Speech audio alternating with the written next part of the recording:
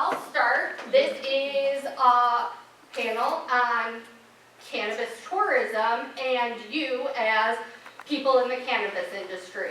So, question, how many of you are in the Vermont cannabis industry of some sort? Manufacturing, retailers, anything? Okay, good. So I'm talking to the right people. You're going to understand a lot of my woes and jokes. I just know it. So this is cannabis tourism and you. We're going to be navigating and engaging in the emerging cannabis tourism market. And it's going to be me. My name is Bailey Evans, and I am the owner of Higher Elevation, a cannabis retailer in Morrisville, Vermont. We're the oldest one in Lamoille County.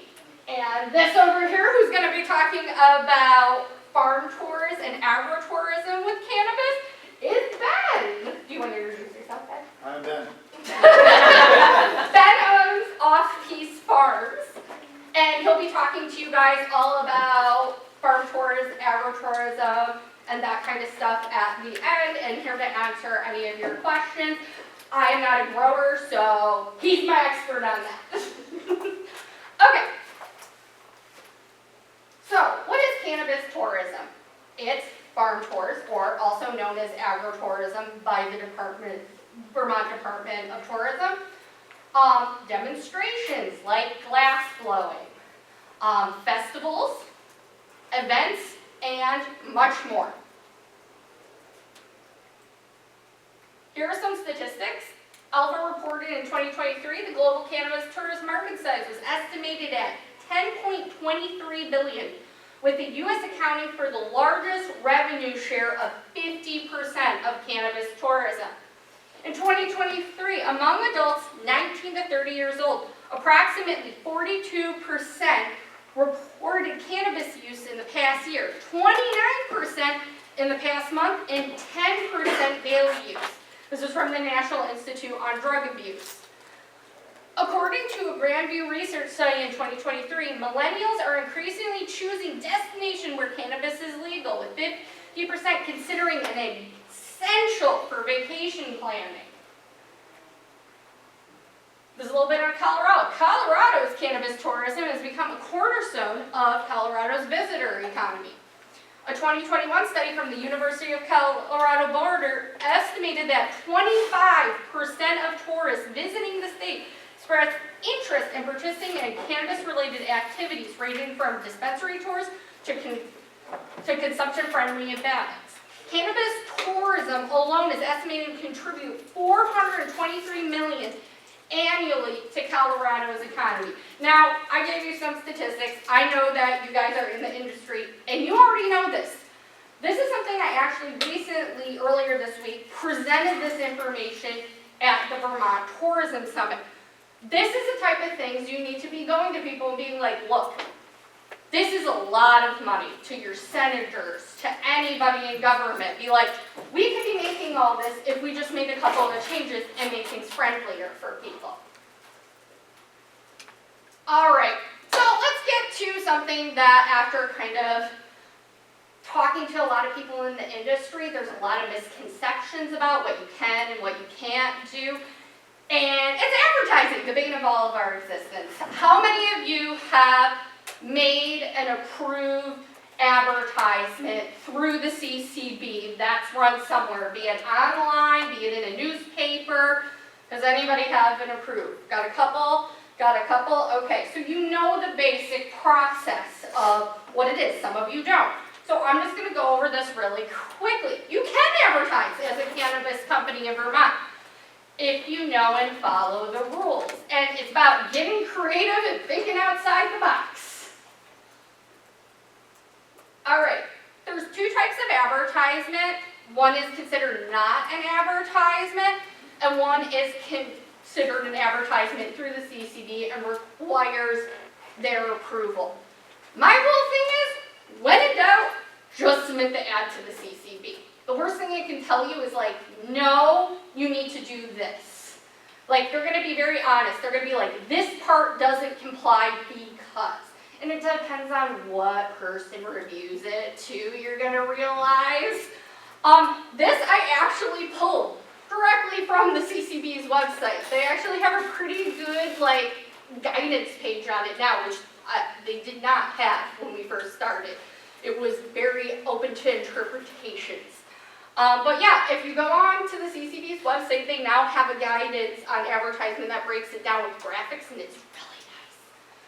So the first one I'm going to talk about is age-gated or advertisements requiring approval through the CCB. They work much like a normal retail ads with some restrictions. You can't appeal to children, can't use curative or medical claims. So you can't say like, man, this is going to really help with blank. You can't advertise illegal sales. You shouldn't be doing illegal sales. So advertising them is definitely a no-no. That would be like penny pre-rolls or, you know, do this thing and you get a free eighth. All those will immediately get you super flagged. You have to include the health warning, which is down here. It is pretty large, but they've kind of scaled back on the really strict size. The only thing is it cannot be part of the ad design itself. It kind of has to be like a separate thing somewhere on it. It can't feel like it's part of the ad. So usually we just throw it in a box at the bottom and call it good. And it has to be readable, which is, yet again, open to interpretation. You can't promote overconsumption, which is pretty much like, you can't be like, get this and get really, really high. You can't do that. Depicts or infers somebody consuming cannabis. You can't have a person smoking what is seen as a joint. Sometimes it'll slip by, but usually that's going to be an immediate no. Here's another thing. Has to be a source that has been approved through a third-party data source that their audience has less than a 15% under the age of 21. Now, I'm going to, from my experience, everybody is going to come to you who is an advertiser and claim that they have this. Like, oh no, we're approved through the state. I'm going to tell you right now, get that in writing or go into the CCB and check the list. If they're not on the list, you go back to them and be like, look, you have to have this demographic and it has to be a third source proving that you have this. And the biggest problem is if they're not on the list, they're going to have to be approved. And I want to tell you, it is not your job to hold their hand and walk them through the process. That should be completely on them. The current list, which I believe has been updated since this year, if I remember correctly, you can go on and look if you're looking for somebody to advertise through, and you can pick somebody off that list if you're reaching out specifically. But if somebody comes to you, make sure they are on this list before you do anything. Because the worst thing is when you send to the CCB like, oh, here's my advertisement, they're like, this isn't an approved source. And then you start all over again. So check to make sure that they're an approved source. You can check that through the CCB's website. It's right there. It's a link. It's usually kept relatively up to date. When in doubt, you can also just email the advertisement division and they will tell you if they're approved or not. But they have been keeping up to date on it. We'll see if that continues. All right, so I'm going to give you an example of an age-gated advertisement. Okay.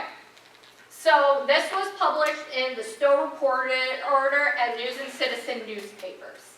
So this is a paper copy. They are approved by the CCB. They are on the list. We advertise in Stowe because it is a tourist town, as you know. Okay, so when we sent it the first time, it did not get approved. You can see the only difference is these two wordings. This was the non-approved ad, this was the approved ad. Can anybody guess why the CCB did not approve our ad? Any guesses? I guess the first one could imply public consumption. And that was exactly it. Public consumption inside a cannabis business. They said, you are encouraging people to drink cannabis inside of your business. And we're like, look, it's powdered. How are they going to do that? We're not providing anything. You can't open it. It's still age locked. But like you're implying it. So the second one is start your morning at home with a cup of instant coffee, tea, or cocoa. Sometimes you're gonna get things back from the CCB that just blows your mind. My suggestion, just do the thing. Just change it to be what they want it to be. Even as ridiculous as it is, it makes them happy. All right, so that's a good example. As you can see though, you can have pictures of products. You can advertise sales. As long as it has this thing at the bottom, you're golden. As long as it has that warning and it passes the 15% from a third party, you can publish your sales. Got 10% off pre-rolls on a Friday? Put it in there. You're not that limited. I was surprised. I didn't really know you could post sales until like 6-8 months ago. All right, directory ads. These are very unique. They technically do not need to go through the CCB. I will admit you are always taking a risk with directory ads.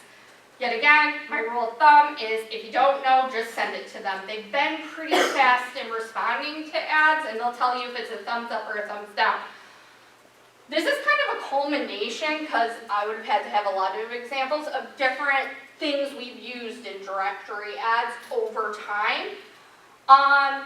Where you might have a directory ad would be event brochure listings for non-age gated events. So like if we went to the Vermont Tourism Summit, we were technically in that brochure.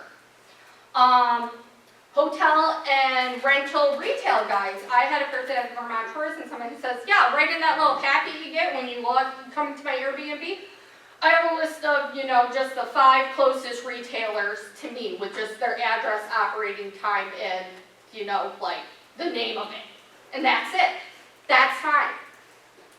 We have things to do in your area style directories.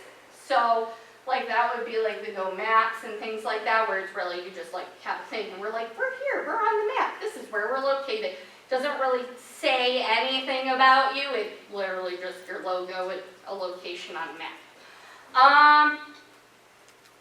Anywhere that doesn't meet the criteria of 50% or less under the age of 21 criteria could be considered where you would put a directory ad.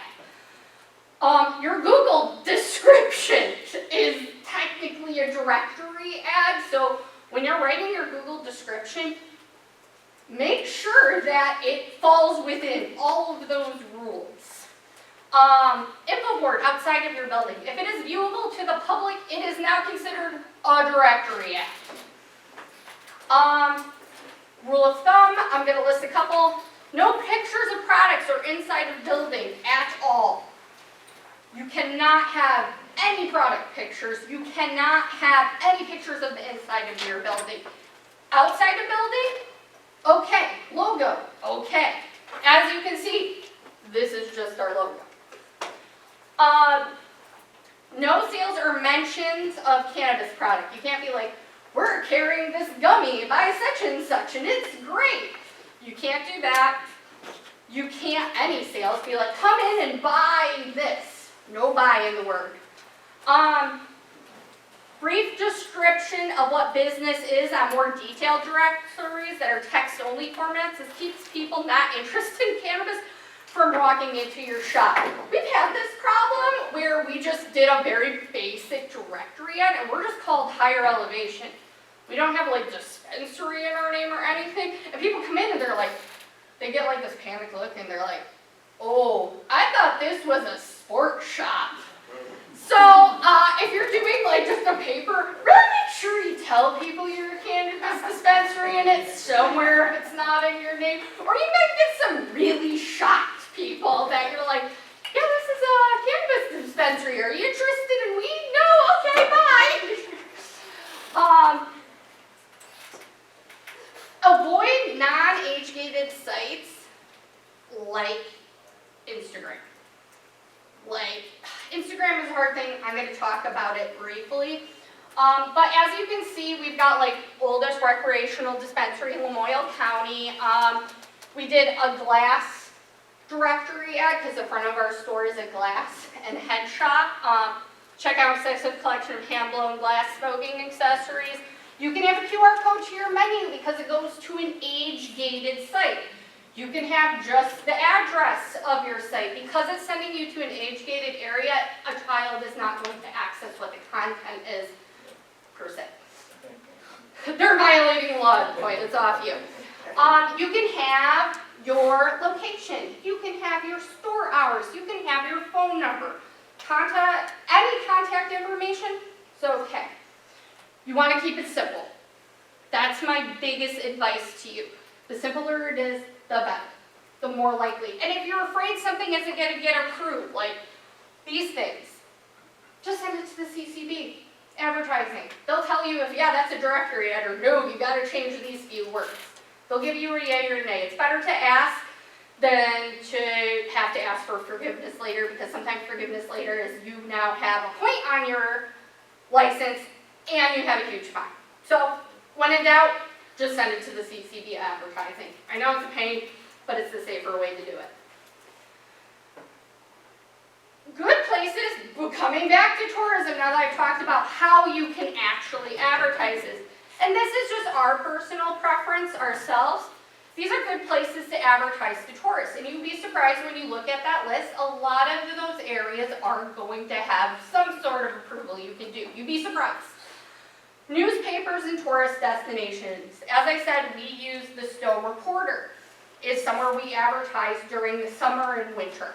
And we definitely are catering that to tourists, saying like, we're only this far away from this mountain. And then in the summer, we're like, we're close to this hiking spot and this hiking spot. So when you're advertising to tourists, do think to maybe change your ad up a little bit from the normal consumer. 7 days. I'm not necessarily going to say that tourists are reading that a lot. It's just a large exposure area. And who knows, somebody who's bored, who's in town, might just start flipping through it. So if you want a huge area that you're going to influence with your ad, 7 days is a good choice. Discovery maps. That's what gets you those cute little brochure maps that are at resorts. You can be on there. That is considered a directory ad. You can have your logo and where you are at on it, and they'll put a little pin on their map for you. So that's a great one. We've had a lot of luck advertising at golf courses where we just, as you can see, this is a disc golf course. We also advertise at normal golf courses. Great place to grab tourists.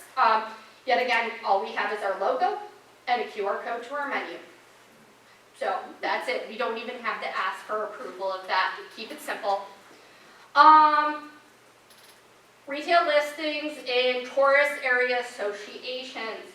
We are part of GoStow, and that allows you to be part of their directory ad. We also work with GoStow and talk to, we get to see the numbers of tourists that have pre-booked for seasons, so we have an idea of what our flow is also going to look like before it happens. This helps with scheduling. If you're near a tourist area or in a tourist area, I suggest that you join one of these organizations. It can be pricier, but there's a lot of benefit to it as well. And they can help you navigate some things you never thought you needed to navigate. They're already experts on it.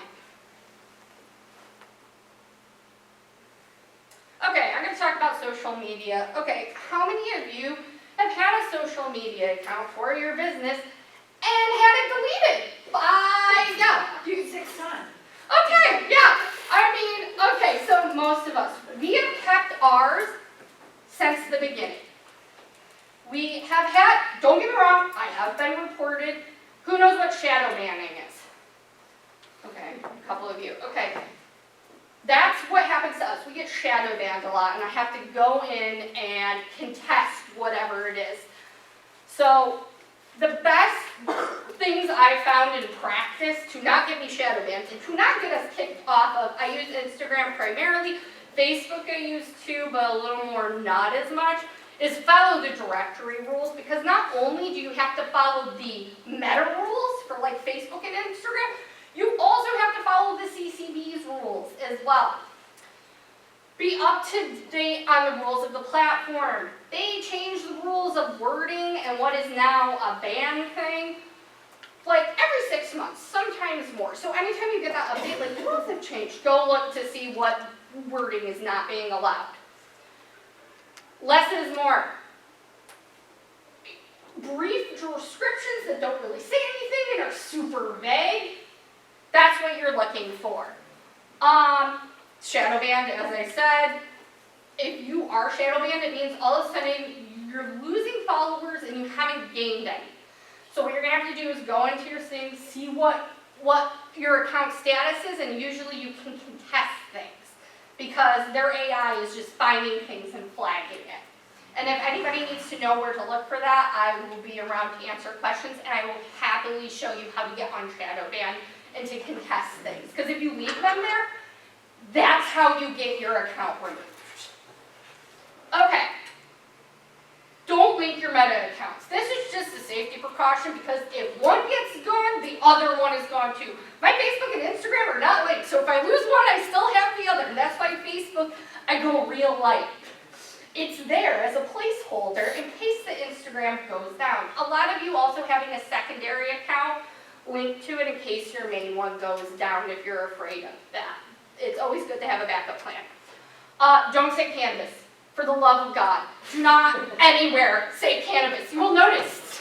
Censored. Don't even put it in an image. You can't say cannabis unless you like make it into a weird, crazy thing. But that's just my rule of thumb. I never say cannabis. Put a little leaf icon, and I'm like, it's good. Things you could post that do really well are like memes, funny videos, pets. Reshare local events. That kind of gets you in good standing. These are a couple. This was our 7 days call to action. We got our shop doggy fan down there. People love pets. If you have pets, post them. They get tons of views. And then the thing why you don't want to be shut down is we use it to tell people when like hours change or our POS has gone down or now we're only cash only today because we can't get debit readers. So it's important. I know a lot of people who have been banned a lot have given up. Don't give up. Just have it as a placeholder if nothing else. People go on social media to look for things all the time. So it's important that you have one. Just make sure the stuff, it doesn't matter as long as you post something, anything. We've been the frog, if anybody watches our stories, the frog thing we keep resharing. Everybody loves the frog thing. I don't know why, it's hilarious. But we just take it from somebody else and people love it. So that's my tips. Okay, so the next thing I'm going to talk about is normalizing responsible cannabis consumption. This is on us. Community outreach. Donate to your local community events and nonprofits. You know, even if it just means a logo or a thank you or anything like that.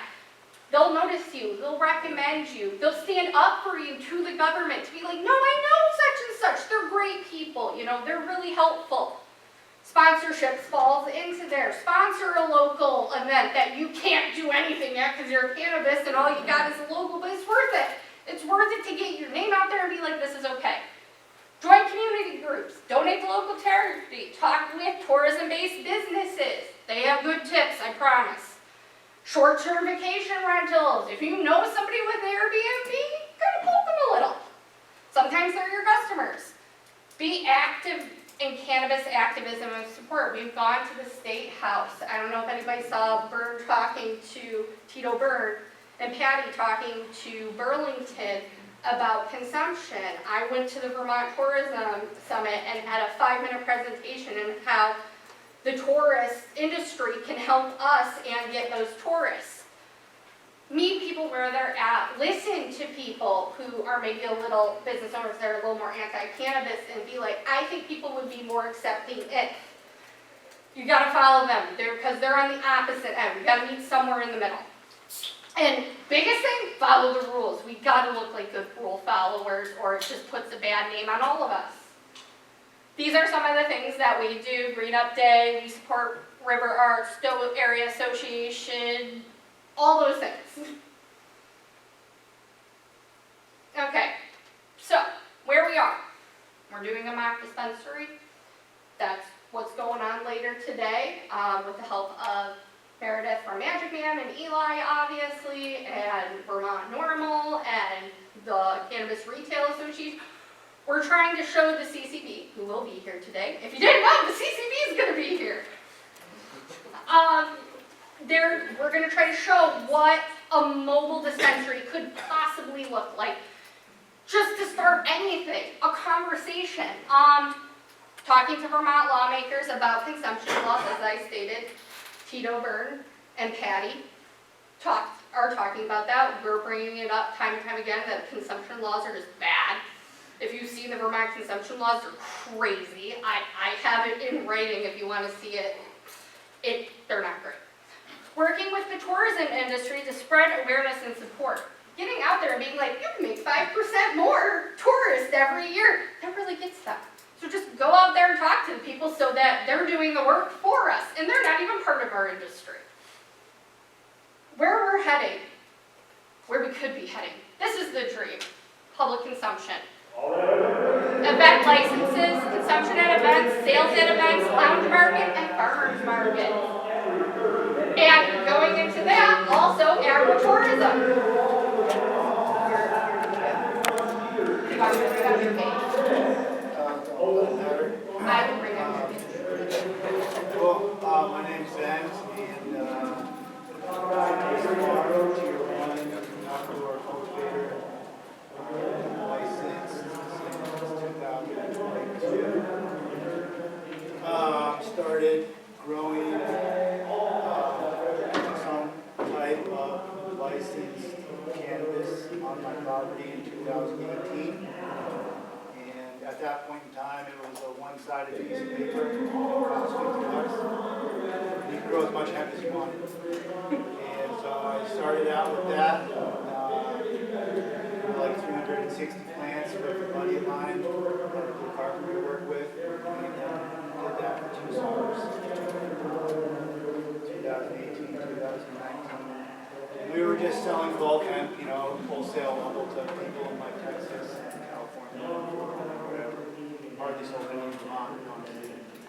And then, everybody knows the market got way oversupplied and the price fell out, and we were still growing at our scale of 360 plants, and couldn't compete at the national level anymore. So in 2020, my buddy decided he'd rather just do carpentry work and make actual good money. And I was like, yeah, I don't blame you. And I grew again to hemp and decided I was just going to try to do as little work as possible and do like pick your own hemp in the fall. And we started doing some farm tours that summer. Eli helped me get that going.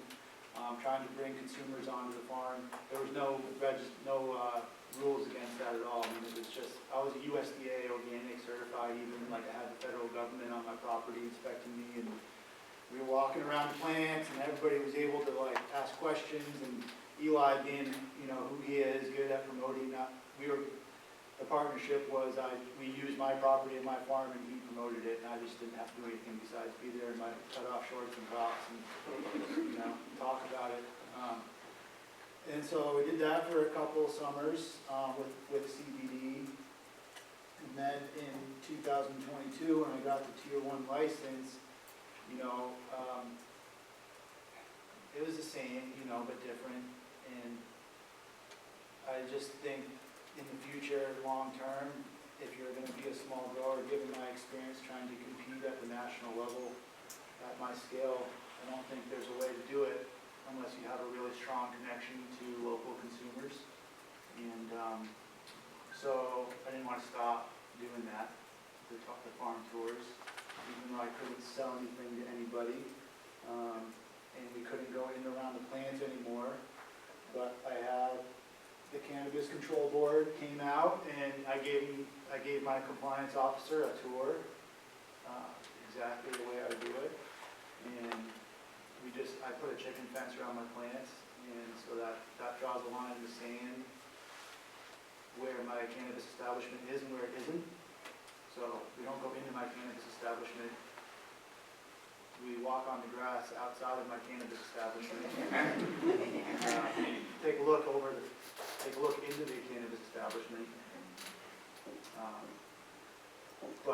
therefore, that way we can I have the public come, and I still make sure they're 21, even though I probably don't even have to. Honestly, I could probably be like, pardon me, but like, screw you guys, this is my private property, I can have anybody I want here. But just to be like nice with them and work, I'm like, all right, yeah, sure, I'll make sure that people that come to my private property, non-cannabis establishment, are over 21. And we won't, and then I won't, there's no consumption. I mean, I don't care if people consume on it because it's my private property, but I mean, there's no sales, obviously. That's strictly, that's one thing. I've had people go down to St. Johnsbury and get a pre-roll of mine and bring it back to the farm and smoke it while we're walking around the farm, which is cool. And, and I've got like several 100 or 1,000 pre-rolls in my freezer, like right there too, which is interesting, but they go 45 minutes wait. But yeah, that's basically, so I guess I have 4 years of experience now doing tours to people on my property, talking about how I do stuff as a small grower, and happy to answer any questions about my experience there. Kind of a dual question. Love the name Off Piste, by the way. And thinking about your tours and selling as a tier one, there has been some push to the legislature to allow lower level tiers to sell direct consumer. Thinking about this mobile dispensary, do those kind of go hand in hand as far as? So as far as the talks have gone for mobile dispensaries, I know they've been talking to the Department of Liquor and Lotto, and if you look at how that's laid out for like a mobile thing, it specifically says like the conveyor of like the alcohol, right? So like if it's Bar Hill Gin, that's who's being represented. So there has been talks of like the retailer has the bud tender and the training to sell to the public, but you would team up like with somebody like Ben from an Off Piste and be like, we're only going to sell Off Piste. He gets to talk about his product, his weed, and all we're doing is we've got the license and the bud tender to be able to sell them that weed. And that's kind of like, that's where I hope the industry is going, is that we just use the retailer's license to be able to give tier ones that ability to sell directly to consumers. And that's kind of looking what it is going to be right now, is you're going to team up with a retailer. But I know a lot of retailers are really big about tier ones. We are. We carry like 20, 30 of them. So we're happy to team up. I guess as a grower, how frequently would you want to be doing table events at a retail place? Like spending a couple hours there talking to customers. As a tier one grower, how frequently would you do those?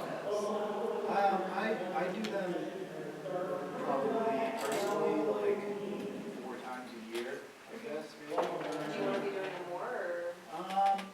It's, I do like to do them, especially at certain dispensaries that are,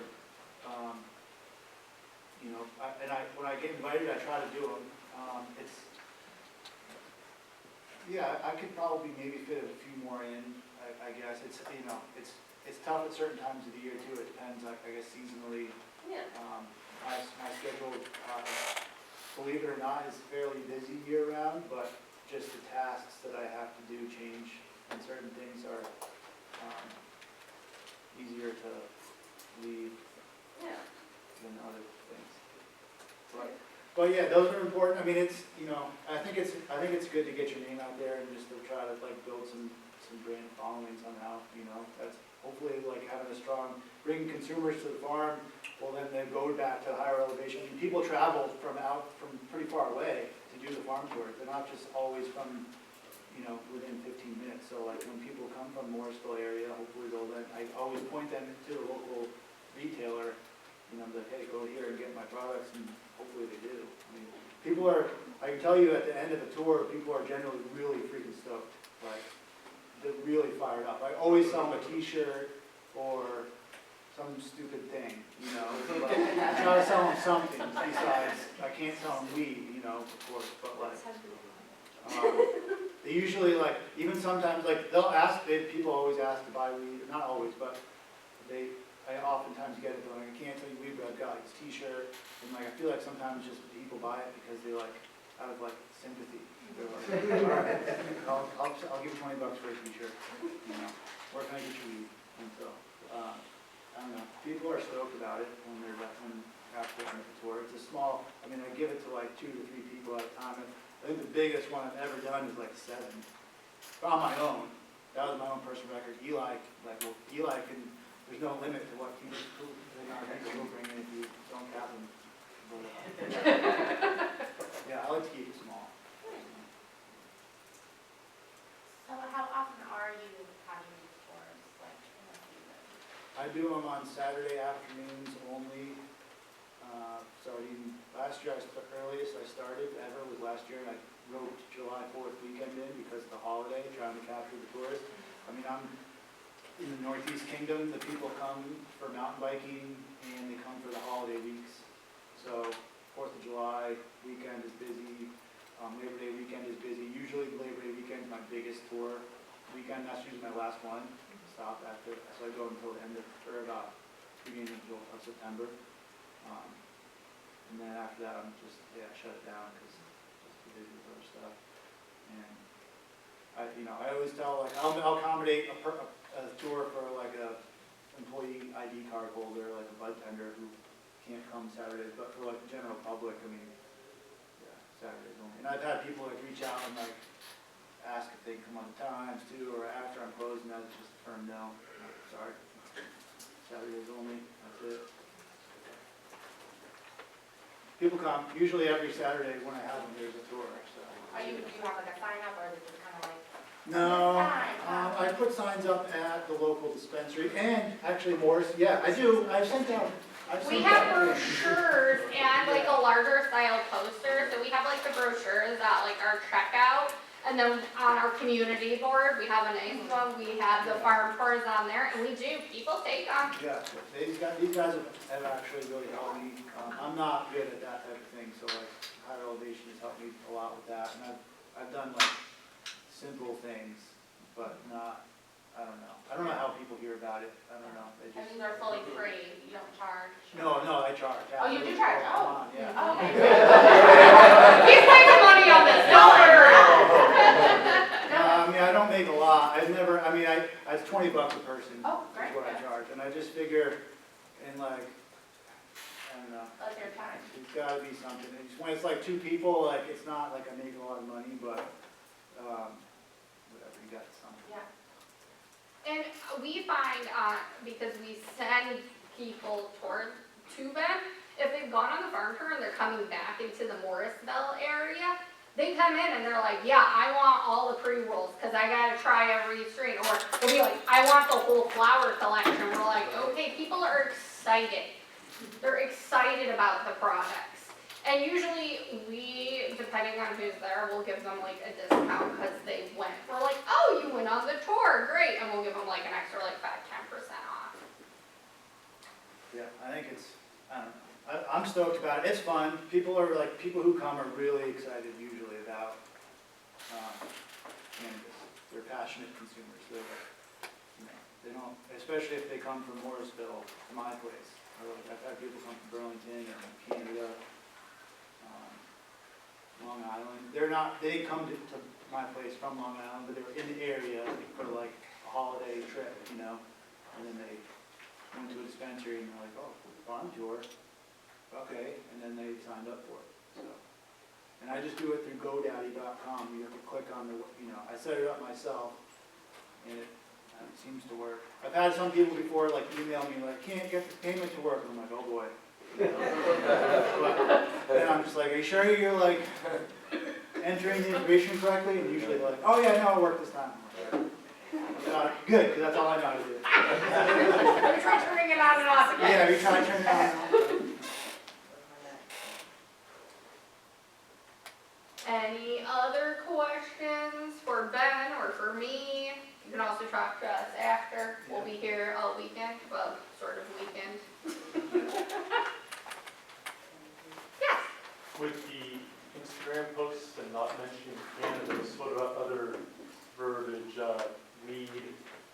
No, just any word that implies